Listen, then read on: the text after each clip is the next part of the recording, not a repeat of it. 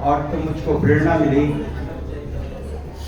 कि सफलता के बारे में चर्चा करना चाहिए, क्योंकि जीवन में सभी कोई सफलता चाहते हैं, सक्सेस, राइट। तो आज का विषय है जीवन की सफलता, और इसके लिए मैं 2 उदाहरणों को प्रस्तुत करता हूं। शास्त्र से 2 उदाहरण जिसके द्वारा यह स्पष्ट हो जाता है कि सफलता कैसे प्राप्त की जा सकती है, जीवन में सफलता प्राप्त करने के लिए क्या आवश्यक है। सबसे पहला उदाहरण, मैं इस संसार के सबसे बड़े धनी व्यक्ति के बारे में चर्चा करना चाहता हूं। इतिहास में सबसे बड़ा धनी व्यक्ति हुआ रावण। उस रावण के पास, जिसके पास पूरे सोने की लंका थी, पूरा शहर उसका सोने का बना हुआ था, वो विशेष प्रकार का सोना था, पूरा का पूरा सोना 24 कैरेट, और उसके बाद भी वो स्ट्रॉन्ग था। ये सबसे बड़े आश्चर्य की बात है। इतनी अपरिमित मात्रा में उसके पास संपदा थी। वास्तविक रूप से रावण ने कुबेर के ऊपर आक्रमण कर दिया था। कुबेर उसका भाई था। कुबेर और रावण एक ही पिता के संतान,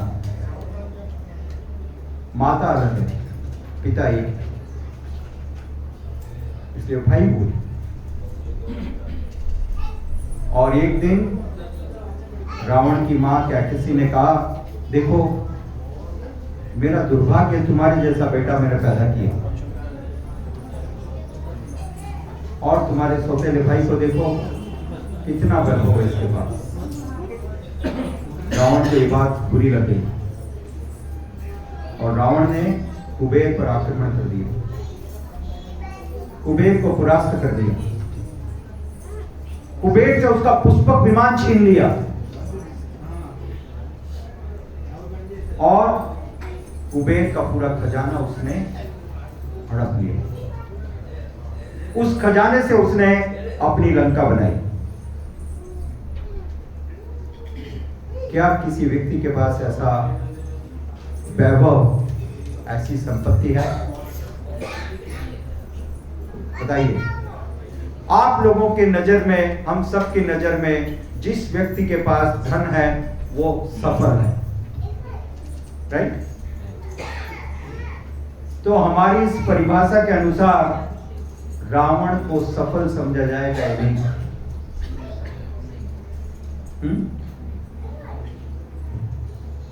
इतना वैभव, उसके नौकर भी सोने के घर में रहते हैं। रावण जहां सोता था, हनुमान जी जब आए लंका में, और रात के समय हनुमान जी लंका में रावण को खोज रहे थे, तो जब हनुमान जी ने उस मुख्य प्रासाद में रावण को सोते हुए देखा उसके पलंग पर, तो हनुमान जी आश्चर्य में पड़ गए। हनुमान जी आश्चर्यचकित हो गए। क्या वैभव, what a great opulence! It was not an ordinary bed, and the ornaments, jewels, diamonds, which were studded, जो रत्न उसके पलंग में जड़े हुए थे वो इंद्र को भी प्राप्त नहीं थे। हनुमान जी ने जब उसके उस कक्ष का वैभव देखा तो हनुमान जी ने मन ही मन सोचा, यदि ये व्यक्ति भक्त बन जाता तो कितना अच्छा होता। पूरे संसार को प्रचार करने के लिए और कोई जरूरत नहीं। ये भक्त का सोच है। भक्त सब चीजों को देख करके सारी चीजों का संबंध अपने प्रभु के साथ करते हैं। हनुमान जी ने देखा उसको सोते हुए, हनुमान जी ने उसको देख करके उससे आश्चर्यचकित हुए, प्रभावित हुए और हनुमान जी का समाचार हुआ। तो ये कहानी है एक सफल व्यक्ति का उदाहरण हमने लिया, जो भौतिक दृष्टि से सबसे सफल है, जिसके पास अपरिमित धन है, जिसके पास बल है, जिसके पास प्रभुत्ता है, राइट? इतना पावर था उसके पास। सिर्फ पृथ्वी नहीं, स्वर्ग लोक को भी वो गाइड करता था, उसको भी कमांड करता था, स्वर्ग के राजा को भी आज्ञा देता था। मृत्यु का देवता यमराज उसके सामने सर झुका करके खड़ा रहता था, यमराज, और यमराज के सर पर पांव रख करके वो खड़ा होता था। आपको जानने की आवश्यकता है,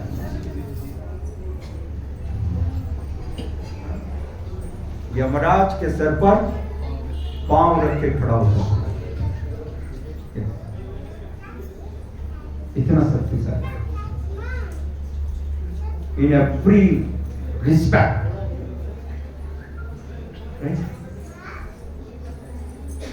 अब हम दूसरे उदाहरण की बात करते हैं। ध्यान से सुनिएगा। दूसरा उदाहरण है एक साधारण पक्षी का। वो पक्षी जंगल में रहता था, उसके पास अपना कोई घर नहीं था, उसके पास अपनी कोई संपत्ति नहीं थी, उसके पास किसी भी प्रकार का कोई वैभव नहीं था, नथिंग, नो पोजीशन। वो बूढ़ा हो चुका था, ओल्ड, उसके शरीर की सारी क्षमताएं शिथिल पड़ चुकी थी। जब रावण ने माता सीता का हरण किया पंचवटी में, और जब 10 गधों के जुड़े हुए उस यान के ऊपर वो बैठा और आकाश मार्ग से दक्षिण दिशा में लंका की तरफ चलने लगा, तो उस समय एक वृक्ष पर बैठे हुए पक्षीराज जटायु ने उसको देखा, और जटायु ने तब उसको ललकारा, रुको। रावण को आश्चर्य हुआ, इस पूरे ब्रह्मांड में किसी में सामर्थ्य नहीं है कि मुझे रोके, मेरे रास्ते को रोकने का प्रयास करे।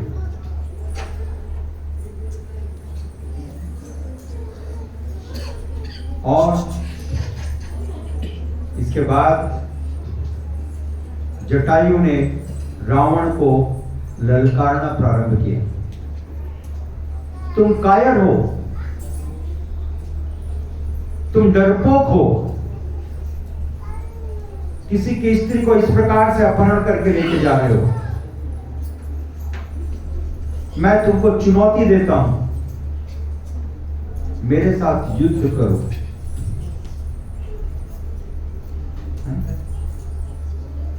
उसने चुनौती दी, मेरे साथ युद्ध करो। रावण को आश्चर्य हुआ, कौन व्यक्ति मेरे को चुनौती दे रहा है? बड़े बड़े राक्षस, बड़े बड़े देवता, स्वर्ग का राजा इंद्र, जिसके वज्र के प्रहार से बड़े बड़े पर्वत चकनाचूर हो जाते हैं, वो इंद्र रावण से भयभीत था। उसकी सामर्थ्य नहीं थी, और इंद्र है देवताओं का राजा, इंद्र है। तो राजा भी उससे भयभीत था। आप कल्पना कर सकते हो, यानी सारे देवता उससे भयभीत थे और सारे राक्षस तो उसके शरण में थे ही। मनुष्य की तो बात क्या है, समझ गए? सारे राक्षस और सारे देवता। उसको किसी चुनाव का भय नहीं था कि 5 वर्ष के बाद चुनाव होगा और मैं जीतूंगा या हारूंगा। उसको ये भय नहीं, क्योंकि पूरे विश्व में, पूरे ब्रह्मांड में कोई भी व्यक्ति उसके सामने सर उठाने का सामर्थ्य नहीं रखता। उस रावण को एक साधारण पक्षी ने चुनौती दी, जो बूढ़ा हो चुका है। उस पक्षी ने उसको चुनौती दी और कड़े शब्दों में ललकारा,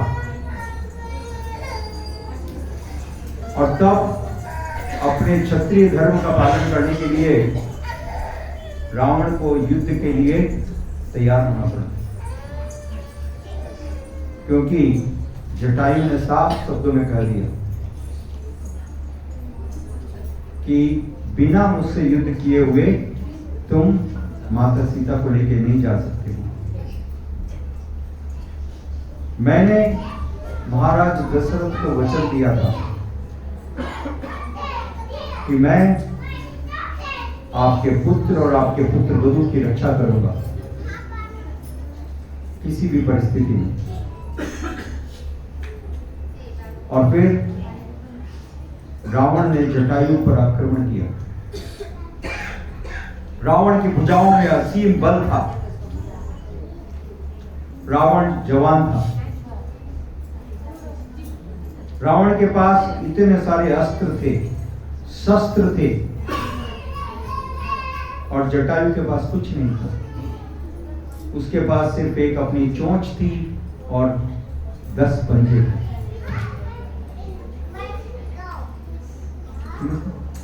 और कुछ नहीं था।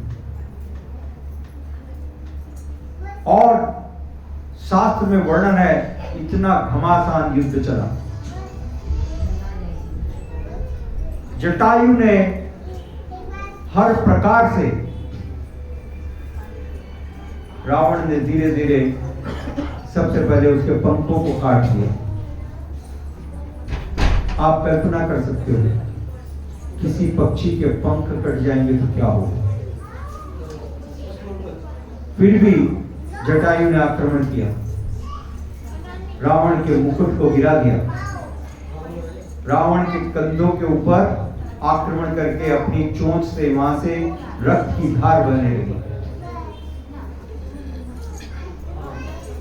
तब रावण ने अपने तलवार से जटायु के पंजों को काट दिया। अब जटायु के पास सिर्फ चोंच बची, और जटायु चोंच से रावण के ऊपर आक्रमण कर रहा था। रावण हंसने लगा, अरे मूर्ख, क्यों मरने के लिए आमादा हो? सब जानते हैं कि तुम मृत्यु को प्राप्त करोगे। तुम्हारी सामर्थ्य मेरे सामने नगण्य है, इनसिग्निफिकेंट। हार मान लो और अपनी जान बचाओ।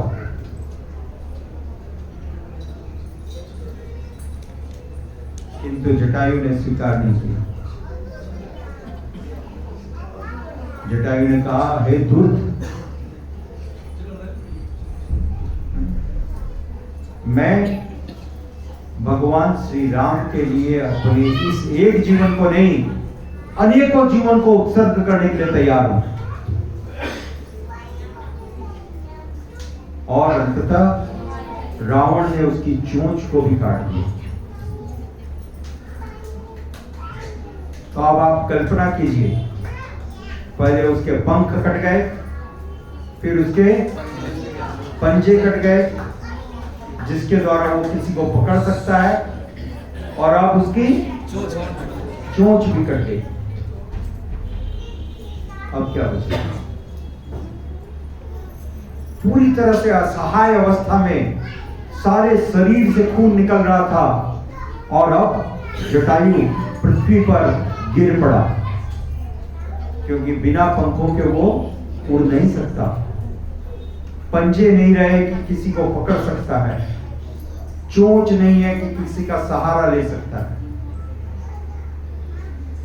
ये सचमुच में असहाय परिस्थिति है या नहीं? है?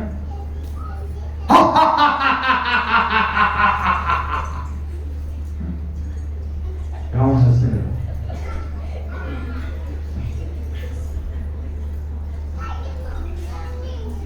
उसने उपहास किया।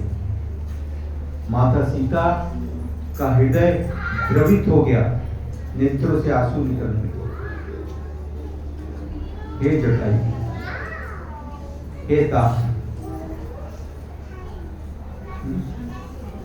मैं आपके उस उत्सर्ग की ऋणी हूं। I am indebted to you. मैंने आपसे सिर्फ इतना कहा था कि आप प्रभु को सूचना दे देना। आप यदि जीवित रहते तो सूचना दे सकते थे, परंतु आज मैं इतनी दुखी हूं कि आपने अपने जीवन का उत्सर्ग कर दिया मेरी रक्षा के लिए। और ऐसी परिस्थिति में, उस असहाय परिस्थिति में जमीन पर पड़े पड़े लगातार उसके शरीर से अपरिमित मात्रा में खून बहने लगा। सभी अंगों से खून बह रहा है, और रावण ने उसको ऐसी परिस्थिति में छोड़ करके माता का अपहरण करके चला गया।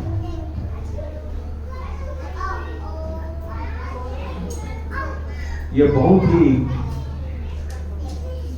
बहुत ही दयनीय परिस्थिति है। और धीरे धीरे धीरे धीरे जटायु की चेतना समाप्त होने लगी। उसके शरीर से अपरिमित मात्रा में खून बह गया, अचेत के समान हो गया। उधर भगवान श्री रामचंद्र जी लौटे, और उन्होंने देखा कुटिया में माता नहीं है, लक्ष्मण भी नहीं है। बहुत चिंतित हुए। थोड़ी देर बाद लक्ष्मण जी आए और सारा वृतांत मालूम पड़ा, और सीता को खोजने के लिए दोनों भाई निकल पड़े। विलाप करते हुए वृक्षों से पूछ रहे थे, पेड़ों से पूछ रहे थे, लताओं से पूछ रहे थे, बताओ क्या तुमने देखा कभी कहीं पर सीता को जाते हुए? पक्षियों से पूछा उन्होंने, हवा में उड़ते हुए पक्षियों से पूछा, शायद तुमने देखा होगा, बताओ। परंतु किसी ने भी नहीं बताया, क्योंकि किसी को भी सामर्थ्य नहीं थी, भयभीत थे। पक्षियों ने देखा भगवान की तरफ और उस तरफ मुंह करना चाहते थे, फिर उन्होंने मुंह नहीं किया। दिशा भी नहीं बदलाई। भगवान श्री रामचंद्र जी और भ्राता लक्ष्मण जंगल में विलाप करते हुए घूम रहे थे। घूमते घूमते घूमते एक जगह उन्होंने देखा एक विशाल काय दूर से दिखाई पड़ा। एक कोई विशाल काय कुछ चीज पड़ी हुई है और बहुत सारा खून है चारों तरफ। लक्ष्मण जी ने कहा कि शायद ये कोई राक्षस है जिसने सीता को खा लिया। भगवान रामचंद्र जी ने उनको रोका, नहीं, पहले सत्य को जानो और नजदीक है। जटायु के प्राण कुछ बाकी थे,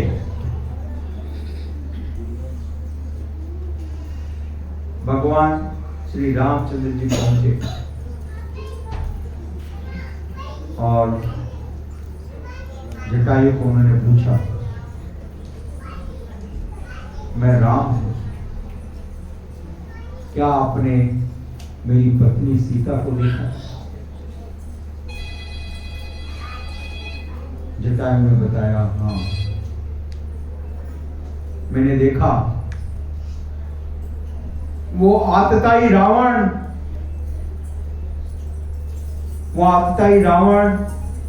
माता का अपहरण करके ले गया और मुझे दुख है कि मैं उनकी रक्षा नहीं कर रहा।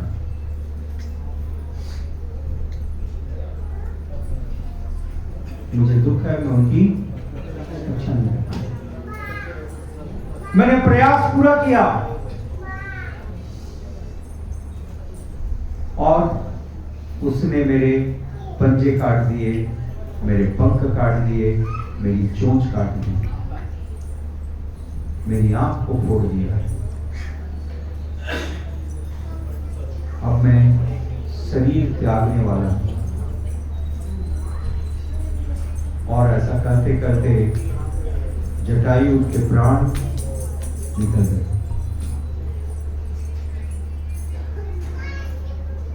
जटायु निढाल हो गया।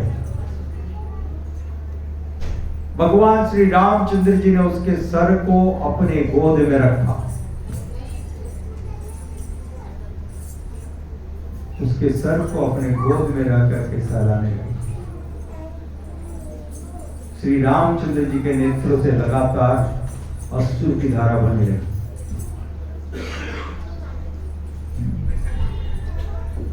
लक्ष्मण जी के नेत्रों से लगातार अश्रु धारा बहने लगी। अद्भुत दृश्य था।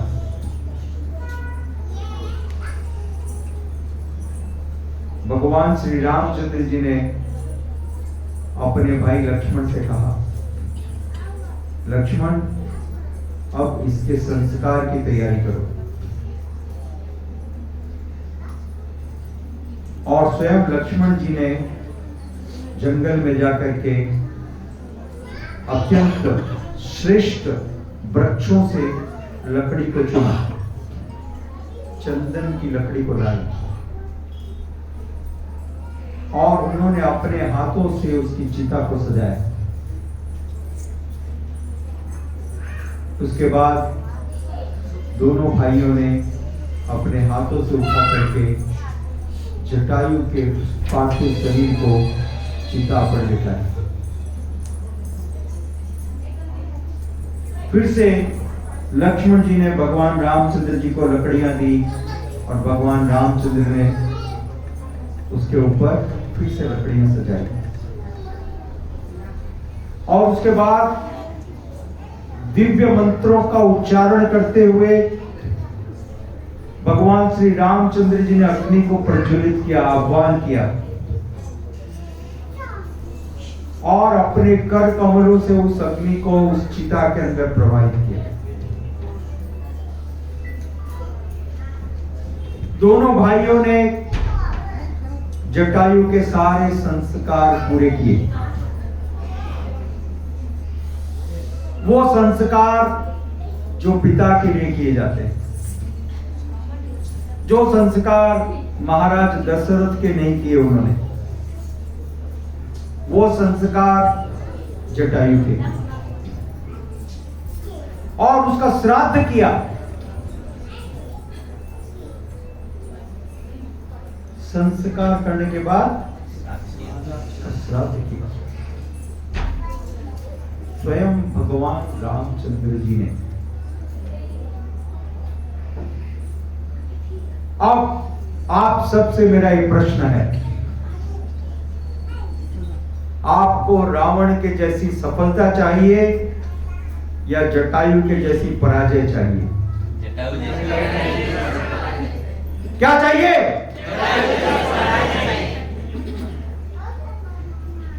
रावण सफल था, धनवान था, सामर्थ्यवान था, इतना बड़ा लीडर था, नेता था, सारे संसार में उसका प्रभुत्व था। उसकी पत्नी मंदोदरी अभूतपूर्व सुंदरी थी। मंदोदरी जिसकी सुंदरता की कोई तुलना नहीं है संसार में। माता लक्ष्मी के बाद उन्हीं का नंबर आता है।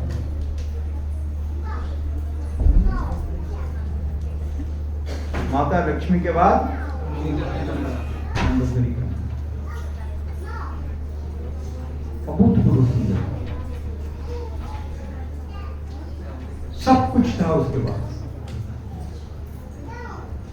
आप बताओ उसके जीवन को सफल माना जाएगा या विफल माना जाएगा? जोर से बोलिए।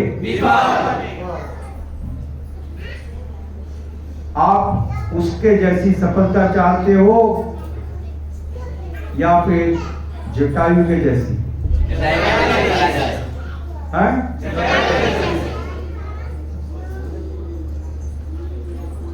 उसकी हार में उसकी जीत है। जटायु की हार में जीत है। आज 2 युगों के बाद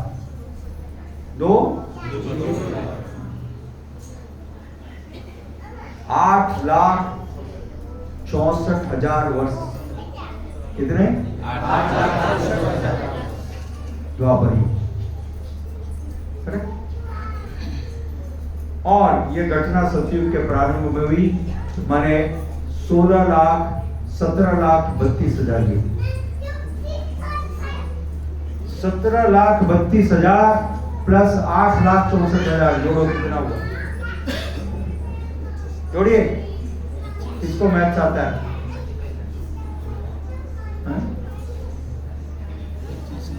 करीब करीब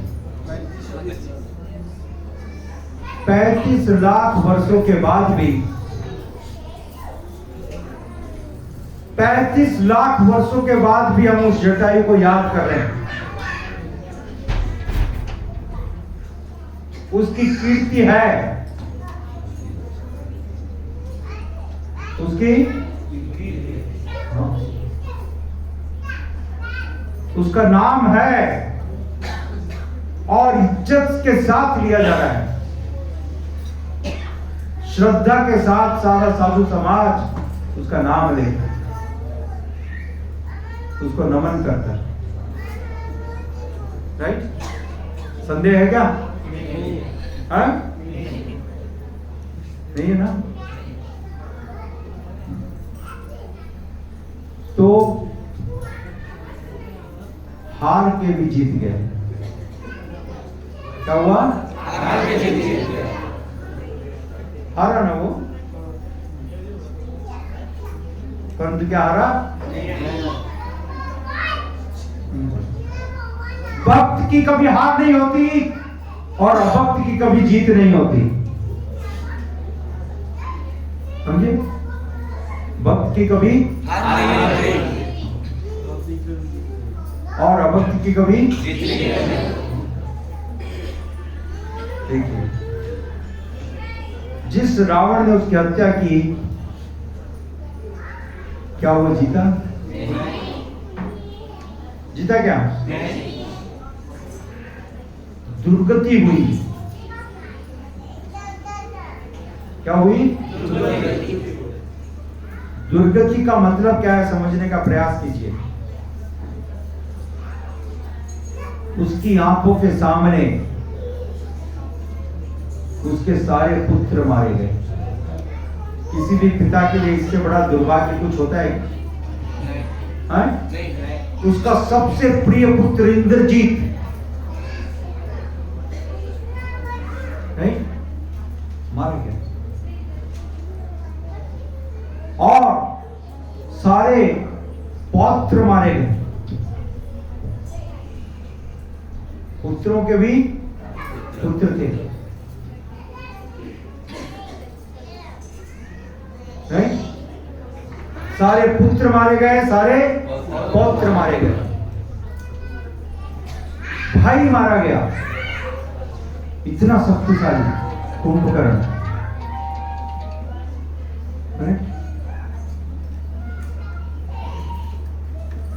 और अंततः रावण स्वयं मार गया। यह दुर्भाग्यशाली है या नहीं? बताइए।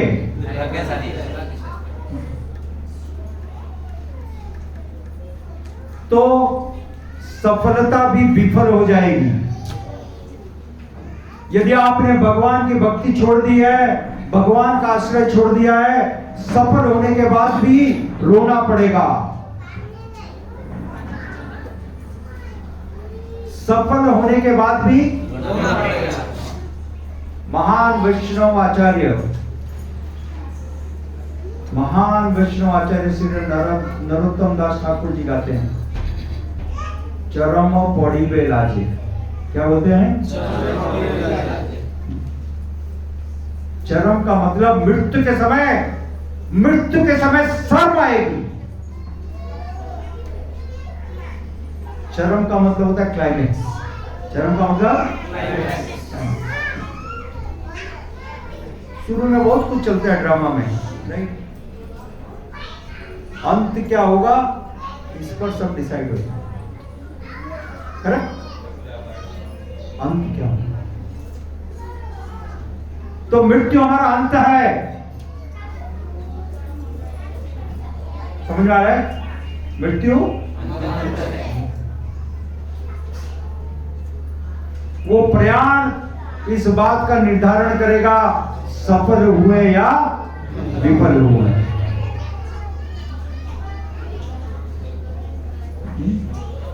वो प्रयाण निश्चित करेगा।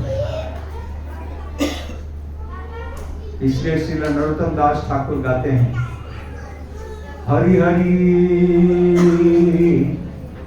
विफल जन्म गवाइनु, हरि हरि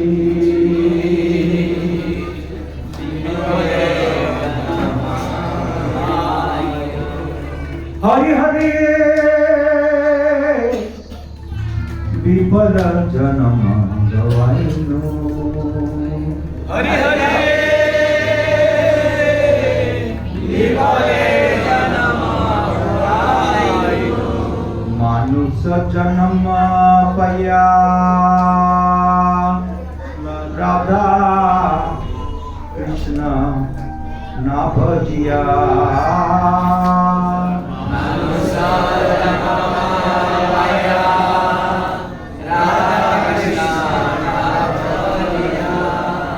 मानुष जन्म पाया राधा कृष्ण ना भजिया, मानुष जन्म पाया राधा कृष्ण ना भजिया, जानिया सुनिया बेस खाइनो,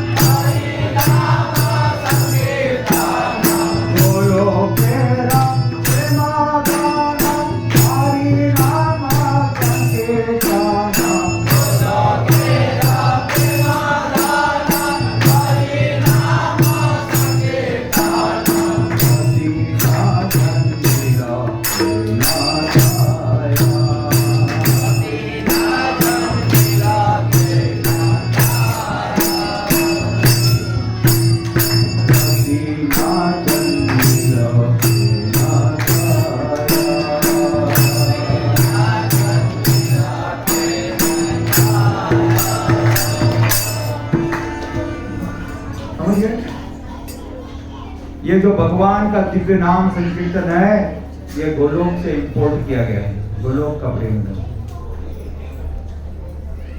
और मनुष्य जीवन में जब तक जीवित है, जब तक जीवित है, प्राण चल रहे हैं, तब तक एक ही लक्ष्य रखिए। ध्यान से सुनिए, इस कथा का मूल्य प्रयोजन क्या है। रावण के जैसा सफल बनने का प्रयास मत कीजिए। रावण भौतिक दृष्टि से अत्यंत सफल था, अपरिमित मात्रा में धन था, जिसको लोग सक्सेस कहते हैं। आज के समाज में लोग किसको सक्सेसफुल कहते हैं? जिसका पास ज्यादा पैसा है, जिसके पास धन है। धन था, पावर था, संपत्ति थी, अच्छी सुंदर स्त्री थी, बहुत सारे पुत्र थे, पौत्र थे। एक बार मैंने एक पोस्ट में लिखा, फेसबुक पे एक पोस्ट में लिखा कि रावण के 10,000 पुत्र थे। कितने? 10,000। तो एक व्यक्ति ने मेरे को चैलेंज किया, कहाँ लिखा बताओ, किधर प्रूफ है? 6 वर्ष पहले की बात। 10,000 कैसे हो सकते हैं? इनका शास्त्र प्रमाण है, आप बताइए। मैंने वाल्मीकि रामायण से श्लोक निकाला और उसको भेजा, देखो यहां लिखा है, ये प्रमाण, ये प्रूफ है।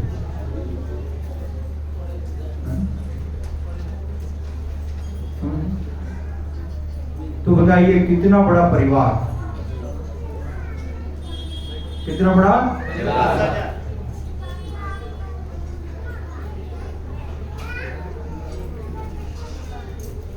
परंतु इन सब चीजों के होने के बाद भी, सब तरफ से विजय प्राप्त करने के बाद भी, अंत में उसका क्या हुआ? पराजय। उसका विजय हुआ या पराजय हुआ? पराजय हुआ। यदि भगवान को आपने छोड़ दिया है तो पराजय निश्चित है। याद कीजिए, लिख करके याद कीजिए, ये लेसन है। स्कूल में जाते तो याद करते हैं ना, जॉनी जॉनी यस पापा, यही याद करके सत्यानाश हो गया। ये वाला पोएम सबको याद है, बड़ा हो बच्चा हो, पिताजी को याद हो गया, बच्चे को याद हो गया। बच्चे को याद कराते कराते पिताजी ने याद कर लिया, बच्चा तो अभी भी भूल गया। राइट? तो आज इस लेसन को याद कीजिए, यहां पर आप आए हो तो समझ आ रहा है? क्या लेसन याद करना है? भगवान को भूल गया तो सत्यनाश हो गया।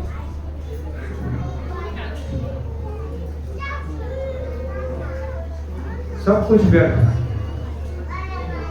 सारी सफलता विफलता में बदल जाएगी, सारी सफलता विफलता। और यदि भगवान साथ है तो पूरी विफलता सफलता में बदल जाए। पूरा संसार कर सकता है क्या हुआ, इन्होंने कुछ भी नहीं किया, देखो कुछ प्रॉपर्टी नहीं बनाई, पावर नहीं हुआ, समाज में लोग जानते नहीं है, कुछ हुआ नहीं, कुछ चलती नहीं है, क्या बोलेंगे? हाँ। परंतु भगवान के पास चली, जटायु की कहां चली? भगवान के पास। करेक्ट? तो आपको कहां चलाना है? यहां चलाना है या वहां चलाना है? भगवान का राइट? तो ध्यान रखिए, जीत के हार होगी और हार के जीत होगी। इसको याद करते हुए जाइएगा घर पे आज, तब जाके आप लोग का यहाँ पर आना, नन्हे प्रभु का जो आयोजन है उसका उद्देश्य सफल होगा। समझ गए? क्योंकि यहाँ पर सब आए हैं तो हम कोई इंटरटेनमेंट कंपनी नहीं है। भारतवर्ष में लोग सोचते हैं कि नाना प्रकार का इंटरटेनमेंट कंपनी होता है, यहाँ पे आए हैं कुछ खाने के लिए। डांस ड्रामा अंताक्षरी वाला प्रोग्राम होता है और थोड़ा इधर अच्छा पायर से इंटरटेनमेंट करके मटक करके चले जाएंगे झटक के। तो ये प्रभुपाद जी ने नहीं सिखाया, ये इस्कॉन का एजेंडा नहीं। घर कुछ शास्त्र के सूत्रों को लेकर के जाना है, शास्त्र के फार्मूला। सूत्र का मतलब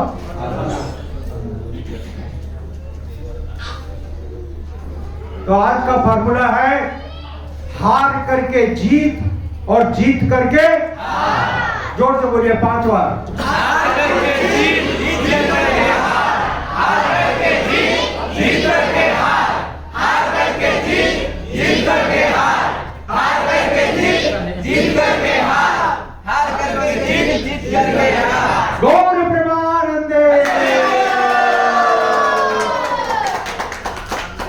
और इस फार्मूला को भूलिएगा मत,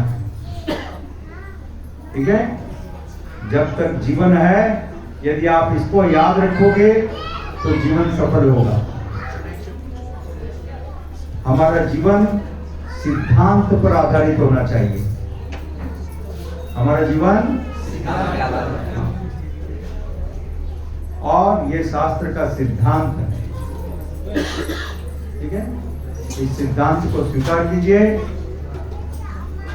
हार करके भी जीत जाएंगे और नहीं तो जीत के भी। श्रील प्रभुपाद की गौर प्रेमानंदे।